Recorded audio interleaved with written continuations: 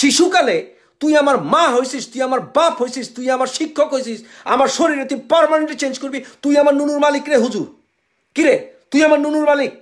আচ্ছা, আগের সাইজটা কত ছিল, এখনকার সাইজ কত? আগে আমার ছিল 36, এখন 44 হয়েছে। সো এটা 8 ইঞ্চি প্লাস হয়েছে। তাহলে একটা পারফেক্ট ক্রিয়েশনকে ইমপারফেক্ট করে কেন? নাকি এটা আরো পারফেকশনের দরকার আছে? আল্লাহ দেয়া হয় নাই, এখন মানুষে দিয়ে সে পারফেক্ট করতে হবে। ও মাই গড। তাহলে নুনু কাটছিলি কেন? নুনু কাটছিলি কেন? মিয়া তো ঠিক আছে, সোনাটা শুধু লাল করে দাও।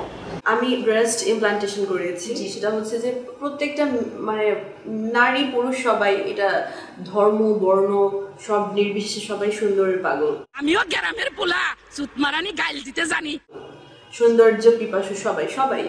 সো এটার খেয়াল রাখতেই আমি আসলে এই ইমপ্লান্টেশনটা করাই। আমি আমার সার্জারিটা করেছি। তাহলে নুনু কাটছিলি কেন? নুনু কাটছিলি কেন? নুনুর গোড়া দিয়ে কেটে দিতে হবে। নুনুর গোড়া দিয়ে কেটে দাও তুমি। উপকার অপকারের গোষ্ঠী গেলাই, এটা এমন কোন উপকার দেয় না যে আমাকে নুনু কেটে উপকার নিতে হবে। ও ভাই স্লোগান দেন না। যেটা আমাকে পার্মানেন্টলি আমার আকৃতি নষ্ট করছে, পার্মানেন্টলি, সেটা ডিসিশন আমি বয়সপ্রাপ্ত হয়ে সিদ্ধান্ত নিব, এটাই স্বাভাবিক। শিশুকালে তুই আমার মা হয়েছিস, তুই আমার বাপ হয়েছিস, তুই আমার শিক্ষক হয়েছিস, আমার শরীরে তুই পার্মানেন্টলি চেঞ্জ করবি। তুই আমার নুনুর মালিক রে হুজুর, কিরে তুই আমার নুনুর মালিক। সোনা মিয়ার জায়গা রেজিস্ট্রি হয়ে গেছে লাল মিয়ার নামে, লাল মিয়ার জায়গা রেজিস্ট্রি হয়ে গেছে সোনা মিয়ার নামে। যখন আমি অসহায় শিশু ছিলাম তখন আমার নুনু কেটে আমাকে পারফেক্ট বানাবি। খেলা হবে।